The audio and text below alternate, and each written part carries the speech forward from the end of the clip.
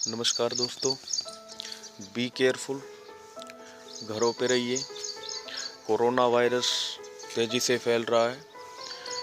बहुत ही जगह को Italy, Japan, America, Bharat, Pakistan, you know very well about everything of corona virus. पता है, ये वीडियो बस केवल इसलिए डाल रहा हूँ कि ईगो में मत रहिए, घमंड में मत रहिए। ये मत सोचिए कि हमें कुछ नहीं होगा। इंसान हो, इंसान की तरह रहो। इंसान को कुछ भी हो सकता है, कहीं भी हो सकता है।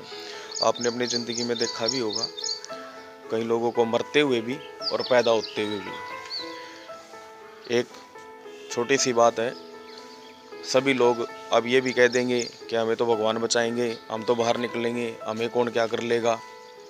लेकिन भगवान भगवान कहाँ है?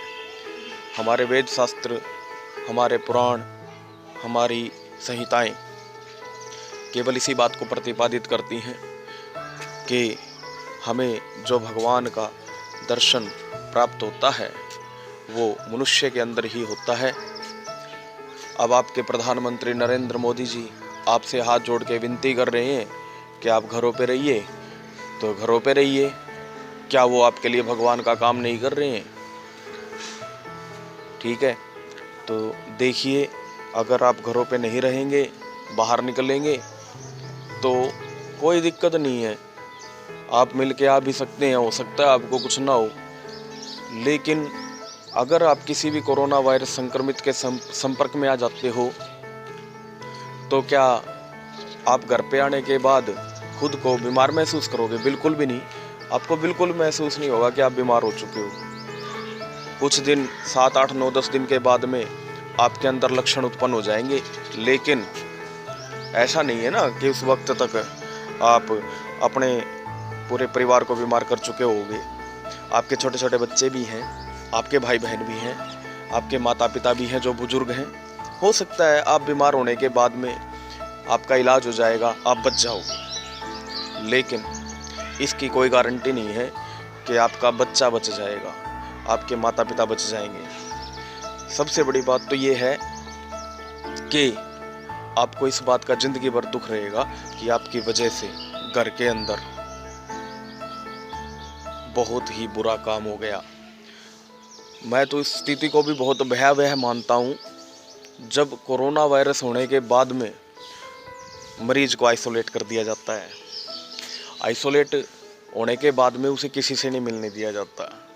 ठीक है, मैं बीमार हूँ, मुझे आइसोलेट कर दिया गया, नो प्रॉब्लम, मैं शायद निकाल लूँगा। लेकिन मुझे उस स्थिति से सबसे ज़्यादा चिंता है जब मेरे परिवार के किसी भी प्रिय को, मेरे बच्चे को अगर आइसोलेट कर दिया गया है और मुझे उससे नहीं मिलने दिया जा रहा है। तो प्लीज़ दोस्तों, अहंकार मत कीजिए, लॉकडाउन का पालन कीजिए। यह एक भयावह स्थिति है, कुछ दिनों में दूर हो जाएगी, फिर से आप अपनी ज़िंदगी जी लेना, ज़िंदगी के रंग ले लेना।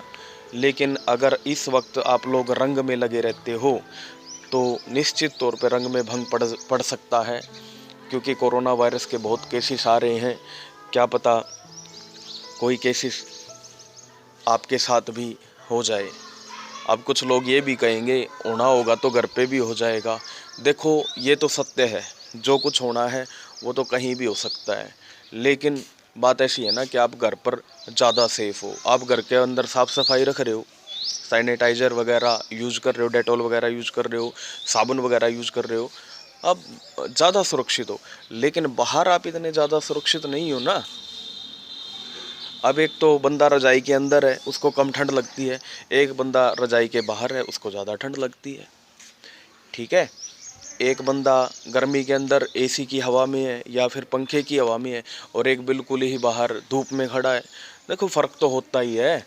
जैसे घरों में ताले लगाने के बाद में हम ये नहीं सोच सकते ना कि हम सुरक्षित हो गए हैं।